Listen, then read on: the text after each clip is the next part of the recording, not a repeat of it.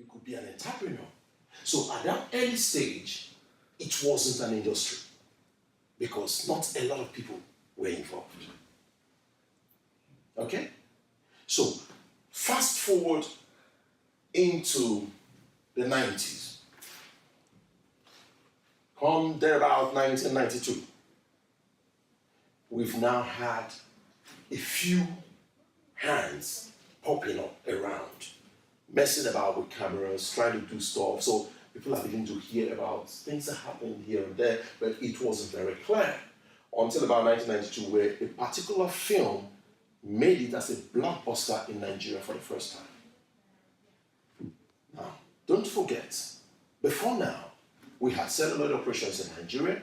We actually had film theaters, cinema houses, but they were defunct. They were not really functioning because there was not continuous production and supply. So everything went down. So the industry didn't take off. It didn't thrive before 1992. So 1992 is a very unique date in the history of Nollywood film industry.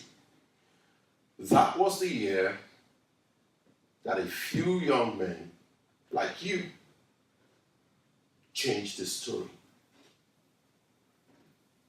of a whole country and now affecting the whole world.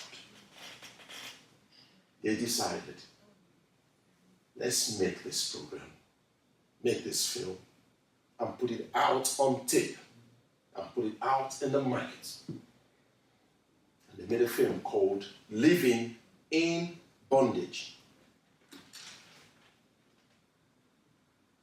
You can research that.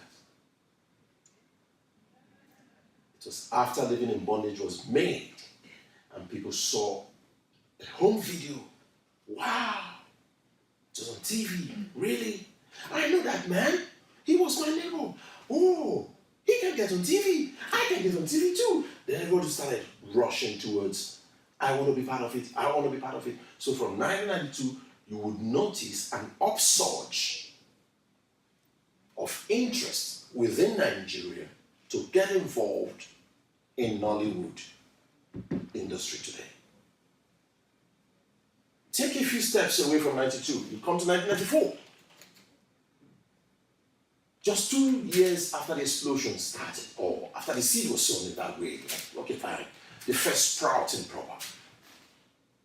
Another young man got involved with that team, joined them in making the third film in that home video thing that became another blockbuster.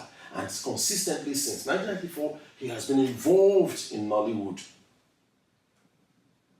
So this young man saw Nollywood really evolve into creating associations, into expansions, making movies, into being to the point where Nollywood now makes up to 300 films a year. This young man has been there, working with Nollywood, developing himself, growing himself, training himself, and even in 2000, this same young man left Nigeria to the UK and introduced Nollywood to Europe and inspired a lot of people. Went back to Nigeria, inspired a lot of people, and some men took it up again into America, and you understand, taking the culture abroad.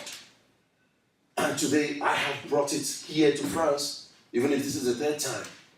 So you see, it could just take one person to spark a change. So that young man from 1994, who just came in 2 years after, has done so much to expand and extend the growth of Nollywood internationally into the international community of filmmakers. And some of us are grateful for that young man.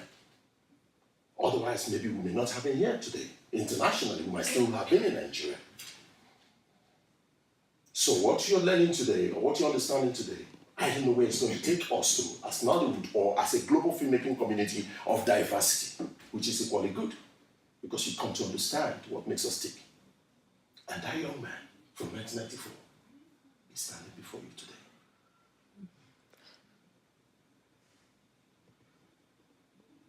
Welcome to Nollywood. Thank you.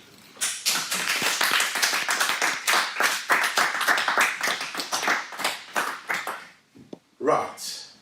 So we delve straight into. If we have any questions, we can take those questions. Otherwise, we'll proceed because we're going to be very fast today.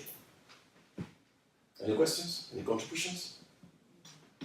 I know why you don't have questions. My class is boring. Yes. Say it now. Oh, he's a boring teacher. That's why I don't want to interact with him. I don't want to ask him any questions. That's the truth, isn't it? Oh, don't patronize me. I'm boring. Am I not? No, I am. Otherwise, that's so much you have to talk to me then. Okay, I'm annoying then. Okay. How many movies have you produced? Oh, good question. Since '94, I've been involved in a lot of movies, okay, in different capacities. I've had to train, because it was early, we didn't have a lot of skill sets in the industry. So I had to train as a makeup artist, I've trained as a set construction expert, I've trained as an editor, I've trained as a producer, as a director, as a continuity personnel, as script supervisor. I've trained virtually in all the departments. So I've had the opportunity to work in a lot of movies, but in different capacities. But as a producer, I don't think I've produced any film where I have taken the title as a producer. But I've gone above that and made some film as an executive producer, which means I funded films. Okay, the senior officer of the producer. So I've made quite a number of films like that. Now, I can't remember how many now, but I know it's well over 5 or 6. But you have my name already, so you can also add that to your extended research you're going to have to do later. Many of you, or any of you, could write a paper tomorrow about all these.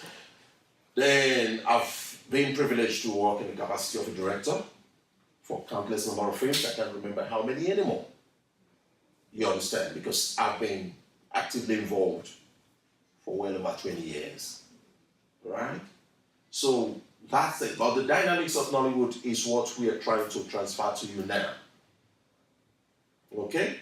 You have Hollywood, you have Bollywood, you have the Chinese film industry.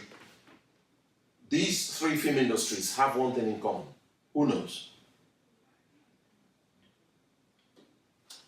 Yes, please. They are producing films. Yes, that's a good commonality.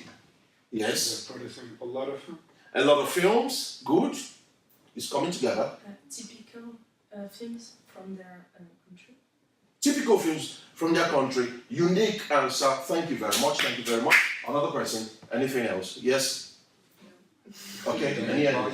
Sorry? They make a lot of money. They're making a lot of money. Good. That is coming because there's an answer I'm shopping for. That's coming because something is happening that's making them be on the same level. What makes them come together like they're equal, like they're mates or contemporaries? Hollywood, Bollywood, Chinese film industry.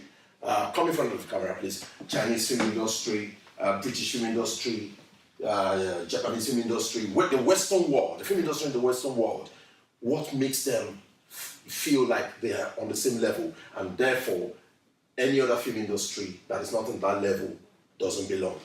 Globalization.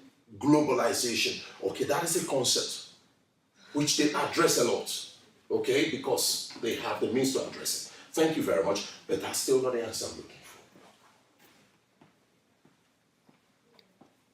Good. Yes. Maybe there are lots of populations in those countries. For example, there are lots of inhabitants in Asia. This close to bringing an idea to what I'm looking for. Population equals what? In economics, population equals what? Money. Bingo! I got smart asses. He's a smart man. You guys are smart. You guys are pretty wonderful. Give us another round of applause. Come on, come on, come on. We practice. That's it. Now these guys, they have a lot of money. So you see, Avatar, $350 million. Give me the name of a good film. Star Wars. Star Wars. Hey, Titanic, $500 million. Avengers. $750 million. I'm just throwing numbers, but they are all in hundreds of billions of dollars.